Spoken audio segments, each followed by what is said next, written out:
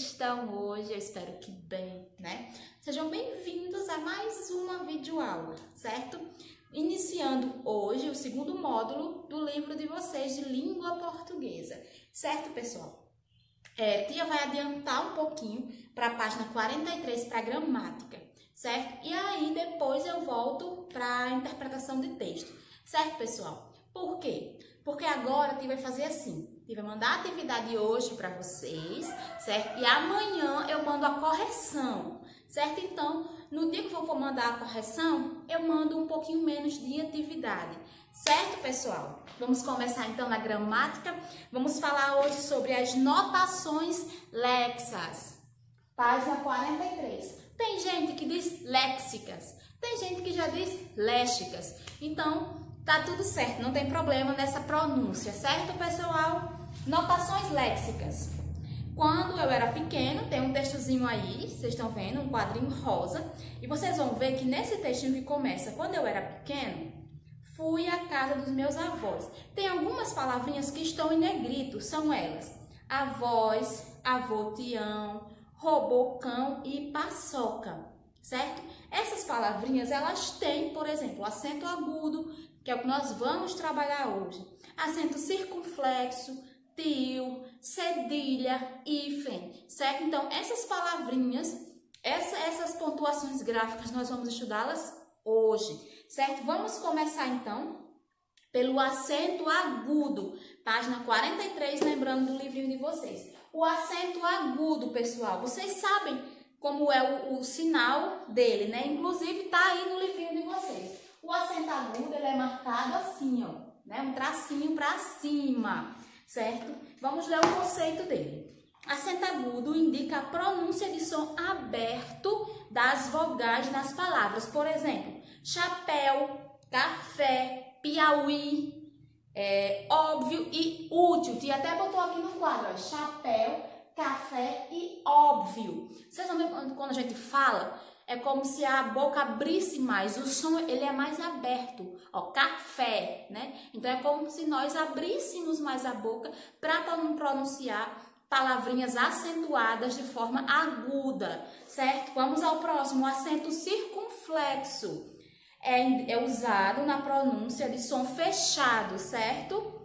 Geralmente é nas vogais A, E e a letrinha O, a vogalzinha O. A, E e a vogalzinha O, certo, pessoal? Por exemplo, você, âmago, ônibus, a gente é como se fechasse mais a boca para pronunciar esse acento. Por exemplo, ônibus, né? O som é mais fechado, é mais para dentro, certo? É assim que a gente sabe se um acento vai ser usado o agudo ou se vai ser usado o circunflexo, certo? Vamos agora ao tio, certo? Indica a pronúncia nasal das vogais A e O, certo? Então, vai ter na letrinha A e O o tio. Sabemos que o tio ele é usado assim. E o acento circunflexo, muita gente chama de chapéuzinho, né? Então, é a palavrinha anão, balões, mão, pão. Então, essas palavrinhas usamos o tio, certo, pessoal?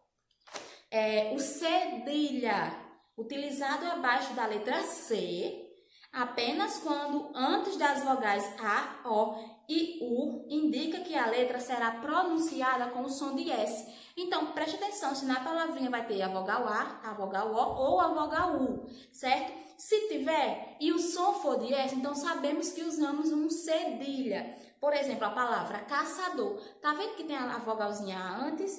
Na palavrinha moço, tem a vogalzinha O. E no açude também tem a vogalzinha U. Mas o som é de quê? De S. Então, usamos um cedilha. Muito bem. Agora, vamos ao hífen. O hífen, ele pode ser usado com 3 formas diferentes, pessoal. Certo?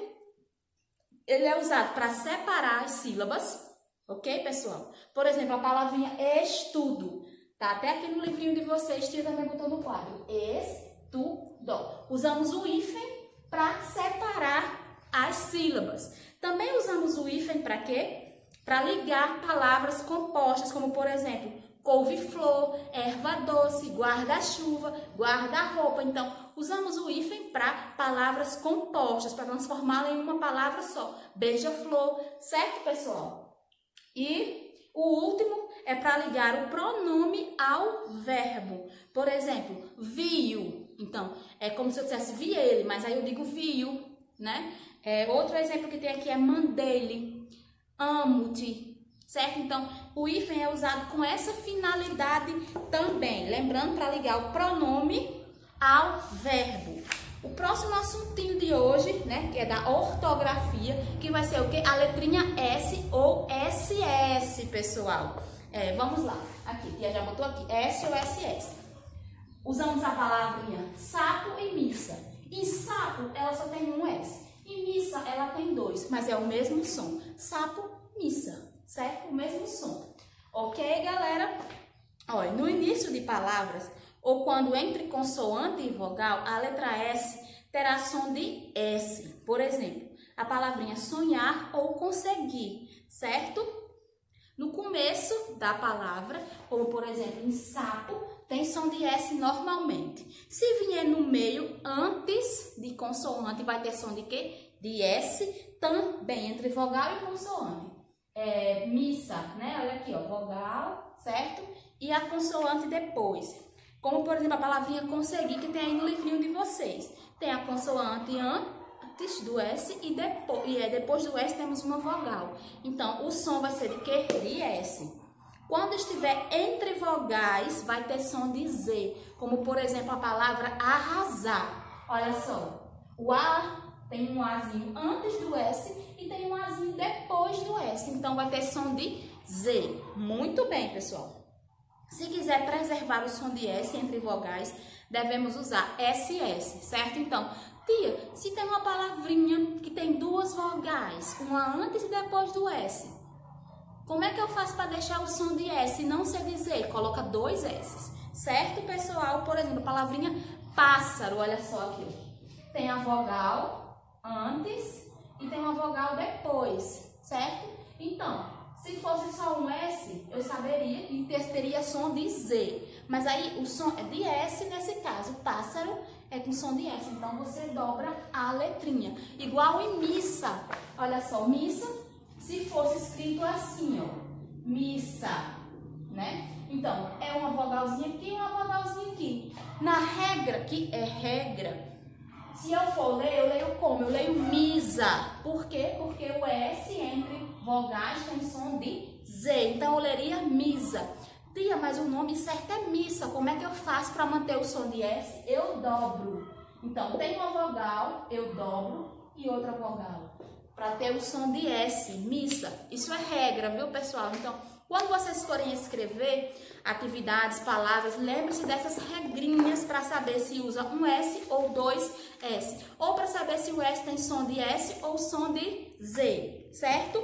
Agora eu quero que vocês façam a atividade da página 44 e 45, certo, pessoal? Vou botar aqui, ó, 44 e 45, fazer, certo? Amanhã, tia manda um videozinho sobre S, respondendo, corrigindo essa atividadezinha aqui da página 44 e 45, pessoal, certo? Pessoal, quando vocês terminarem a atividade do livro de língua portuguesa que tia pediu, aí eu quero que para casa vocês façam o quê, né? O que seria no livro de reforço hoje vai ser no livro de gramática de vocês, certo? Eu quero que vocês peguem na página 26 da gramática de vocês, 26, e respondem as questões da página 28, 29 e 30, certo, pessoal? Só isso. Na página 26 é reforçando a explicação que tia acabou de explicar para vocês.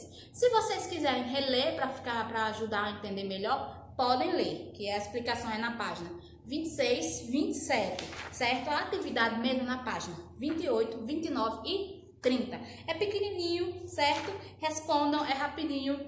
Então é isso, para casa é isso. Na gramática de vocês, responder da página 28 a 30. Tchau, galera! Beijinho!